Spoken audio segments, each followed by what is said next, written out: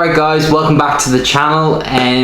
If you haven't been here before, my name is Dan, and basically today is another Top Tip Tuesday video in which I'm going to be talking about supplements, and in particular two supplements.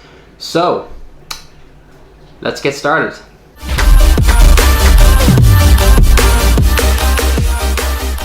Alright guys, so the next supplement that I'm going to talk about is creatine.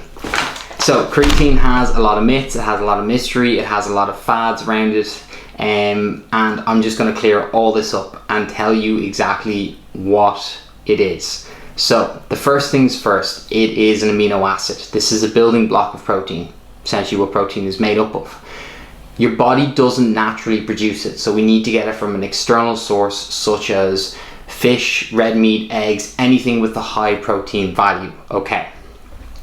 Now, what does creatine do? Now, creatine basically, essentially, replenishes high intensity energy stores. So high intensity energy stores are energy stores or energy systems that allow you to perform at high intensities, like sprinting, weightlifting, anything that requires a lot of energy, okay?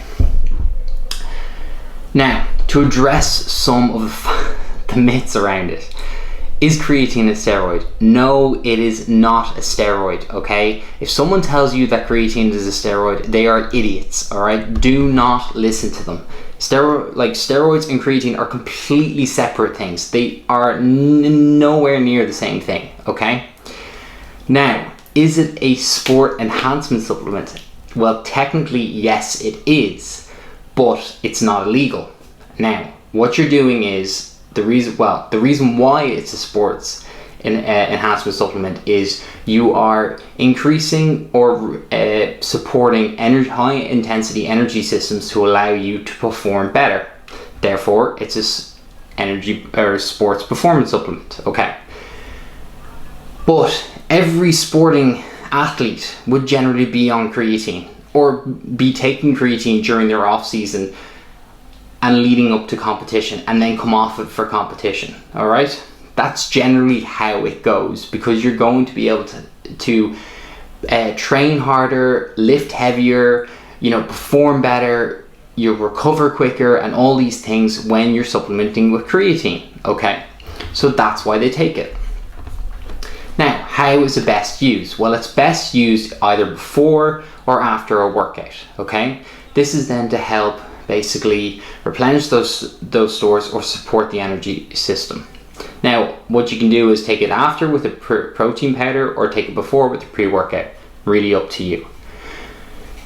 How do you take it? Well, how do you dose it? That's really the main question, and I feel like a lot of people don't get this right. So how do you dose creatine correctly? Well, you dose creatine correctly by taking your body weight in kilograms and multiplying that by 0.3.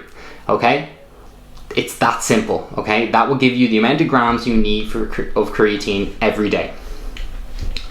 Most people talk about all the harmful effects, but the harmful effects come from really come from overdosing, and that's because people don't calculate it. They just basically take as much as they can, or they go through these loading phases and things where they take obscene amount, and that's when problems occur. So the benefits of creatine: you have increased performance, increased strength, increased recovery time. You generally will gain weight as well, so about 0.8 to about 2.9 pounds of body weight in kind of the first few days of supplementation. Now, most people will say, oh, this is water weight. Well, muscle is 73% water anyway, so if you gain 10 pounds of muscle, then 77.3 pounds of that is going to be water, but then you have the 2.7 pounds of muscle gain. Now, if you keep long-term use of creatine, this actually goes out the window, because your body then starts to utilize the creatine a lot better in terms of shifting the balance from protein synthesis, or shifting the balance towards protein synthesis away from protein breakdown, or muscle breakdown. So basically, you're going to start generating fat-free mass quite quickly compared to someone who isn't supplementing with creatine. So in the long term, creatine really does do a lot of benefits in terms of increasing your muscle mass, increasing your strength, increasing your performance, increasing your recovery time. Hence why every athlete generally takes it. Now, the harmful effects. I talked about the dosage, and this is the reason why I talked about the dosage and getting the doses correctly, is because of the harmful effects. Now, the harmful effects associated with creatine are basically bloating, water retention, stomach discomfort, and liver damage. Now, the liver damage is really an extreme. It's when you're really taking quite a lot, or you're having a high protein diet and also taking a lot of creatine. That's when your liver will start to be affected. In terms of the bloating and discomfort, this comes from the loading, because you're taking so much and your body's not used to it, that it's just retaining water and it becomes very uncomfortable. Okay, it is also associated with muscle cramps. Now, muscle cramps, yes, it can occur, but that's really the only reason why that would happen is if the person isn't hydrating properly. So if you hydrate properly and take supplement with creatine, then that goes out the window. All right.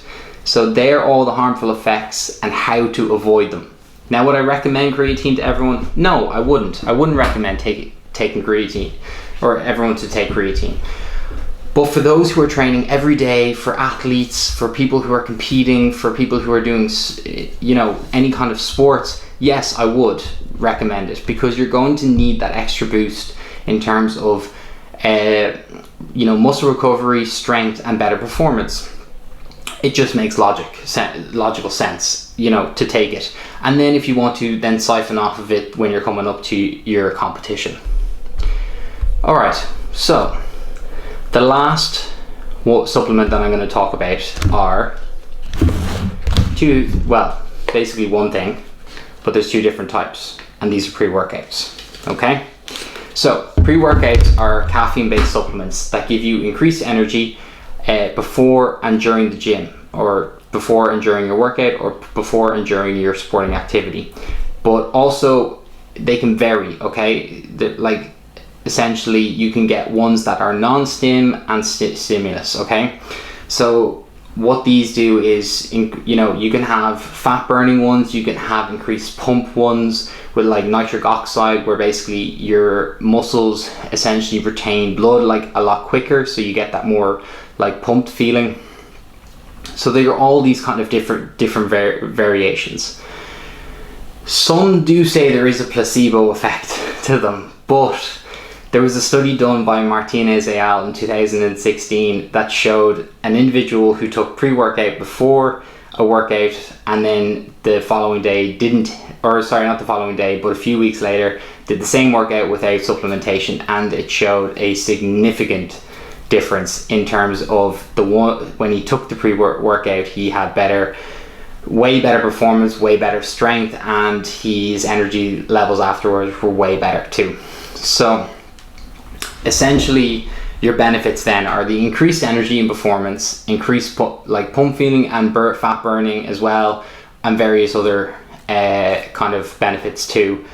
It just depends on which one you take, really. It's all varies. There's so many out there, and if I went into all the detail, this video would be very long, and I'm trying not to do that.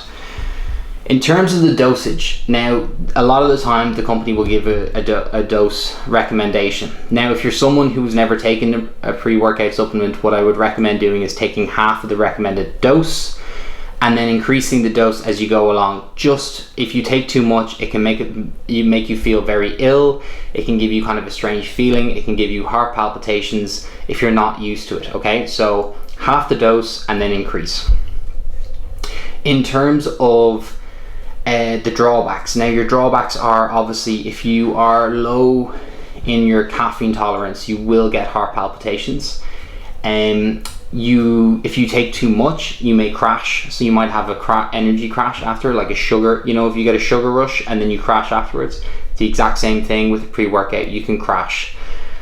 And then also there's other basically amino acids in it. So there's an amino acid that found in pretty much all pre-workouts now called beta-alanine, where basically it can give you a tingling feeling all over your skin if you're not used to it, and it can kind of feel like ants on your skin, and if some people find it very discomforting to do that. So if you are someone who doesn't kind of like that, doesn't really like weird feeling like that, then I would recommend halving the dose and increasing as you go along, and just get comfortable with it. Now, would I recommend pre-workout to everybody? Not really. It's personal preference. It's your own choice. You know, you can still drink just a coffee or have a caffeine tablet as an alternative. But if you kind of, you know, if you're someone like me, like I have a very, very high caffeine tolerance. So for me, having a cup of coffee isn't just going to cut it. I need the pre-workout, and it kind of just gets me focused for the gym. It gives me a kind of focus towards, I take my pre-workout and that's it. I'm focused in for the gym. So really, it's personal preference. It's all down to you. Whether you want to just stick with your coffee, or stick to just taking caffeine tablets or something like that, or you want to actually take a pre-workout, then it's, you know, you need to then obviously figure out which one you want to do. In terms of pre-workouts, you do have the stimulus one, like I said, so that's going to have caffeine in it, and then non-stimulus, which has no caffeine in it. So you can choose then obviously which one you want. The ones I take are Naughty Boy, so Pineapple OG. It's really, really nice. I'm not sponsored, as I said again, I'm not sponsored by these companies. And then if I'm not really feeling like I need any more caffeine, I take the TNT Pump, which is basically a non-stimulus one. So you can take, you know, I take either or, just depending on the day. As I said, it's personal preference. You can, you know, chop and change or whatever. But basically, yeah, that's your pre-workouts for you. So I hope you enjoyed this video. I hope you found it informative. And make sure to hit that like, make sure to hit the subscribe button and the bell button for post notifications for more future content. All right, guys, we'll see you later.